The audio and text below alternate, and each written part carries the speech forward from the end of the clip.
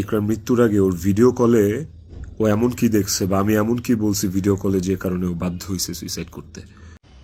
জাহেল আলভি, এই শয়তান বেটাটার জন্য ভিডিও না করে পারলাম না। আসলে সব কথা তো স্ট্যাটাসে লেখা যায় না। সে অ্যাক্টিং করে ভিডিওতে কি বলতেছে, লাইভ করছে নাকি শুনছি। নাক টেনে টেনে কথা বলে ভাই। ও তো ওর যে নাকায়া নাকায়া কথা বলে এটা তো সবাই জানে। এটা ঘুম থেকে উঠার পরের ফেস ওর। আমি ওর চিনি না। অবশেষে জাহির আলভী ফাঁস করলো ইকরার মৃত্যুর আসল সত্য ঘটনা। ইকরার মৃত্যুর ঠিক কিছুক্ষণ আগে জাহির আলভীর সঙ্গে কিছুক্ষণ তার কথা হয়েছিল। জাহির আলভী বলেন তার সঙ্গে 22 সেকেন্ডের একটা ভিডিও কলে কথা হয়েছিল। জাহির আলভী জানান 22 সেকেন্ডের ভিডিও কলে এমন কি কথা হয়েছিল যে তাকে সুইসাইড করতে বাধ্য করলাম। সেই 22 সেকেন্ডের ভিডিও কল সম্পর্কে জাহির আলভী কি বলছেন চলুন শুনে আসি। আপনাদেরকে যে স্ক্রিনশটটা দিব ওই স্ক্রিনশটটাতে আপনি নিচে গেলে দেখতে পারবেন যে একটা কনভারসেশনের পরে ওর সাথে আমার একটা 22 সেকেন্ডের ভিডিও কল। ওই 22 সেকেন্ডের ভিডিও কলটার বিষয় বলি। ও আমাকে কল দিচ্ছে, আমি ফোনটা ধরছি, ধরার পর ও আমাকে বলছে যে আমার শেষবারের মতো দেখে না, আমার আর জীবনে কোনোদিন দেখবি না। তো গাইজ 22 সেকেন্ডের ভিডিওতে তার সাথে কি কথা হয়েছিল আপনারা সকলেই শুনলেন।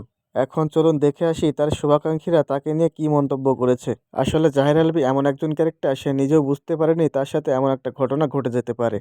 আসলে তার শুভাকাঙ্ক্ষীরা তাকে ফেসবুকে বা ইউটিউবে এমনভাবে পচাচ্ছে যে তাতে মনে হচ্ছে সে নিজেই দোষী। তার ফ্যান ফলোয়াররা তাকে নিয়ে অনেক বাজে মন্তব্য করছে। চলুন সেই মন্তব্যগুলো দেখে আসি। দেখছেন নাকি কে লাইভে আসছে? গাঁজা খোরে এই 2 দিন গাঁজা খায়া, সরি পট, যেটা পট মানে যে গাঁজা জানতাম না, আরেকজনের কাছে জিজ্ঞেস করে জানতে হয়েছে। এই গাঁজাখোর 2 দিন গাঁজা খায়া ঘুমাইছে, আজকে 3 দিনের দিন। এখন ওর হইলো খবর হয়েছে যে ওর বউ যে মারা গেছে। ওর লাইভে এসে মানুষের কাছে ভালো হওয়া দরকার।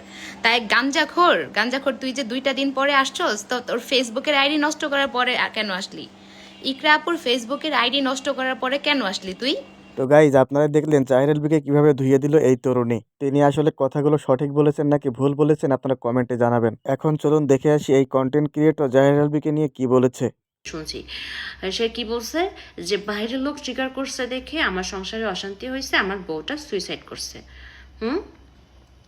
ভালো করে ট্রিগার করতে পারলে আপনার ডিভোর্স হয়ে যেত, অ্যাটলিস্ট মহিলাটা বাঁচতো আর আপনার বাচ্চাটা মাহারা হতো না। নাক টেনে টেনে কথা বলে ভাই। ও তো ওর যে নাকায়া নাকায়া কথা বলে এটা তো সবাই জানে। এটা ঘুম থেকে উঠার পরের ফেস ওর। আমি ওর চিনি না।